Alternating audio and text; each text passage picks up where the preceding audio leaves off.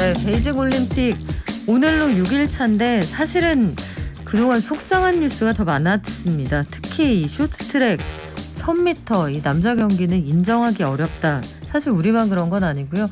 세계 유수의 언론들이 한 목소리로 비판을 하고 있거든요.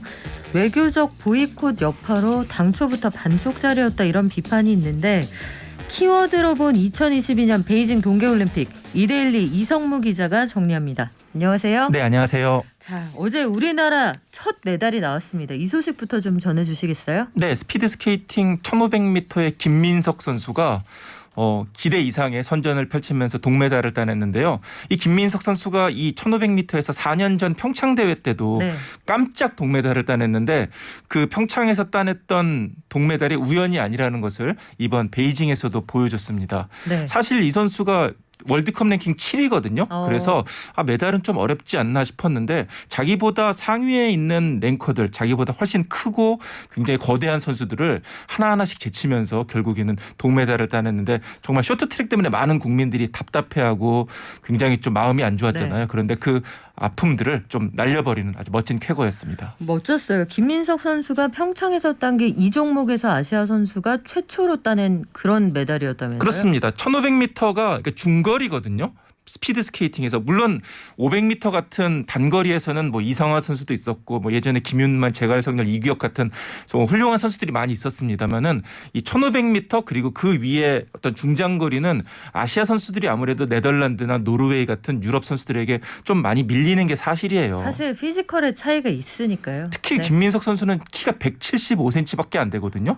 그런데 다른 유럽 선수들은 뭐 180cm, 190cm가 넘는 선수들이 많은데 아니 어제 그 시상식장 그 포디움에 올라간 거 보니까 키가 한 20cm는 차이가 나 보이더라고요. 네, 맞습니다. 그렇기 네. 때문에 김민석 선수가 이 피지컬의 열세를 극복하고 따낸 메달이기 때문에 더 소중하고 의미가 있다고 할 수 있습니다. 정말 기분 좋았는데 그런데 그 전까지 말이죠.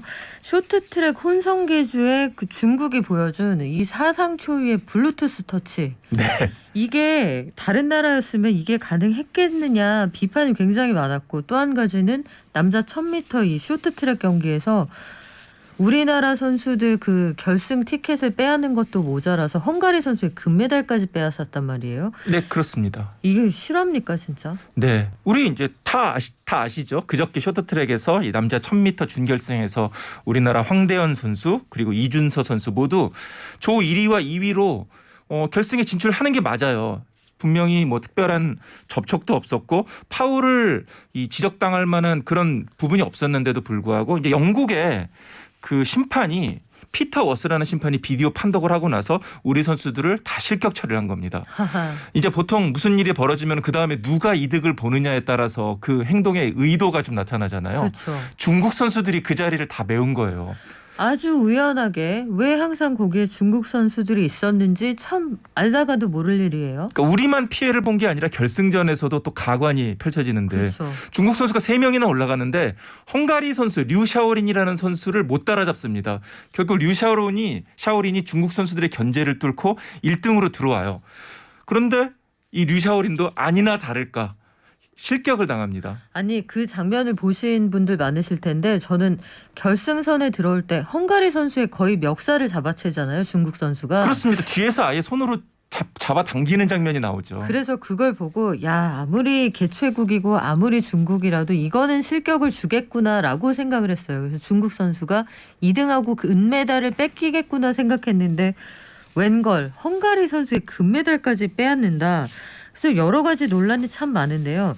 중국 선수들과 스치기만 해도 페널티다. 이 곽윤기 선수가 아예 출국할 때부터 얘기를 했거든요.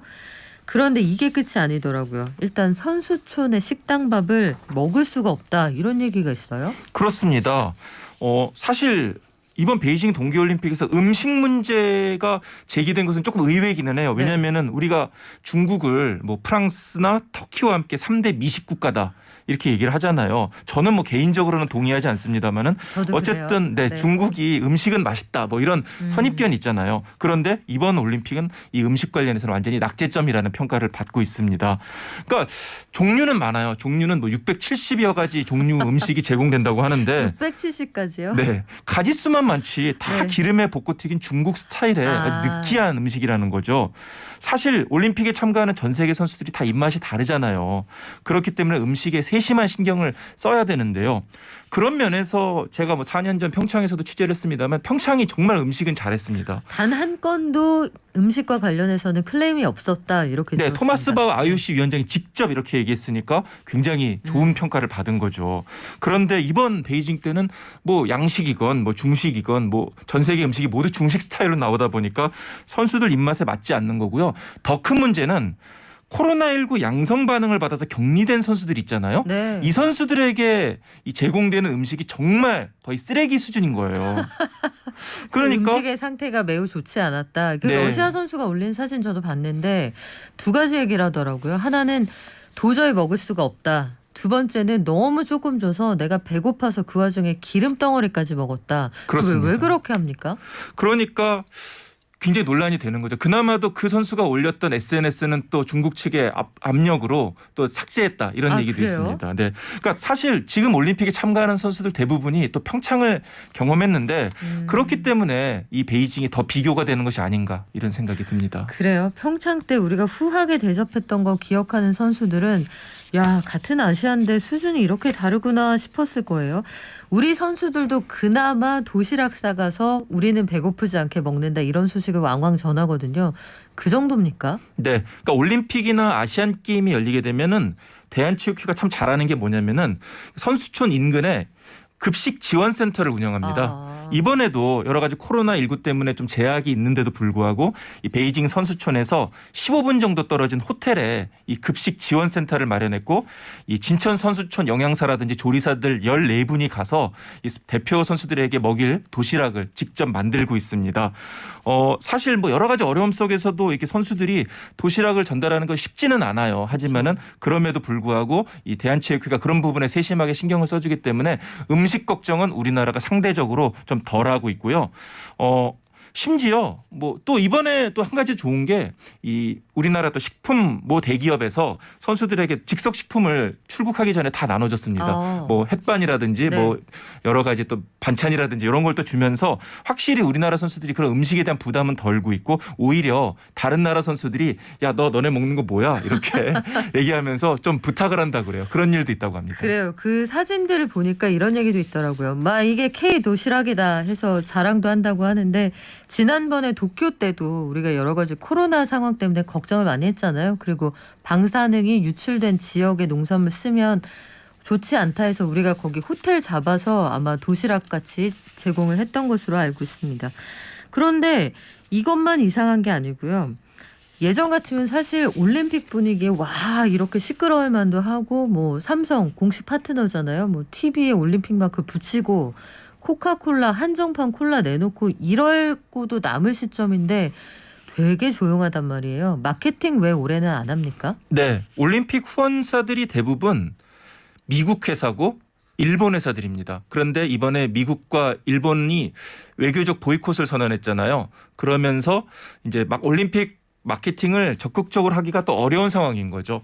그렇다 보니까 뭐 대부분의 기업에서는 아예 뭐 베이징 올림픽 관련해 가지고 이렇다 활동을 하지 않고 있고 특히 이제 올림픽 하면 떠오르는 것이 코카콜라잖아요. 평창 때는 정말 초대형 이 자동 판매기가 있어서 맞아요. 네, 정말 화제가 되기도 했었고 큰 관광 명소가 되기도 했었는데 그 코카콜라마저도 이번에는 올림픽 광고 캠페인을 중국에서만 진행을 하고 있습니다. 심지어 뭐 일본 기업들 뭐 파나소닉이라든지 도요타 이런 데는 아예 뭐 올림픽 관련 글을 올리지 않거나 아예 베이징이라는 단어 자체를 빼고 있거든요. 아무래도 역시 이 미국을 중심으로 한 서방 국가들이 이 중국 정부의 어떤 인권 탄압을 문제 삼아서 외교적 보이콧을 했기 때문에 후원 기업들도 이런 상황을 좀 의식하지 않을 수는 없는 것으로 보입니다. 그리고 편파 판정을 이 정도로 해버리면 그래요. 우리 이 기자님도 취재 많이 해보셨으니까 홈 어드밴티지라는 게 어느 나라 좀 있기는 하잖아요.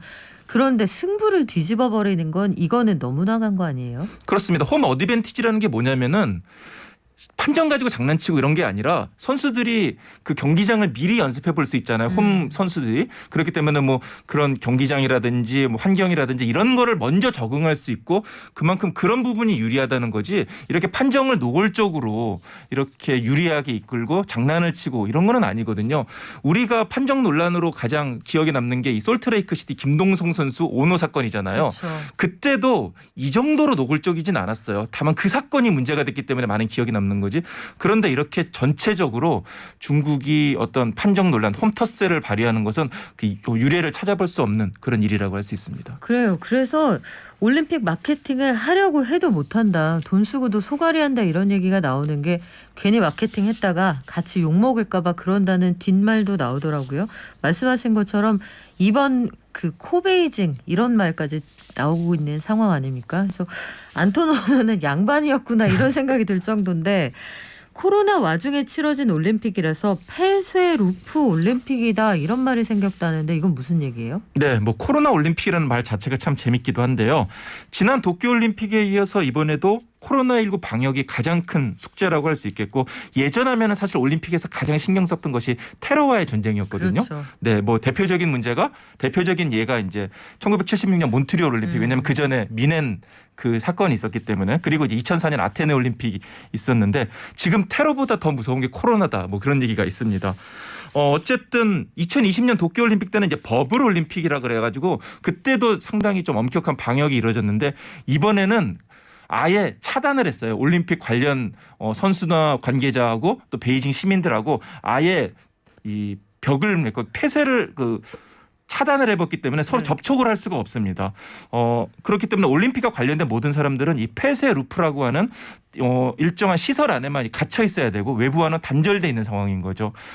결국에는 뭐 기자들도 베이징 시내를 취재한다거나 뭐 베이징 시민들과 만난다서 인터뷰한다거나 이런 거는 지금 상상도 못 하고 있다고 합니다. 스케치 자체가 불가능하군요. 그 현장에 있는 그 취재진이나 아니면 선수들이 올리는 그 인스타그램 사진이나 글들을 보면 말 그대로 창살 없는 감옥이다 이런 얘기도 있던데 그래요. 뭐 코로나 사정 때문에 이거는 어쩔 수 없다. 그렇다고 친다고 해도 일단 방송사들 입장에서는 이 올림픽 경기라는 게 엄청나게 큰 대목이란 말이에요.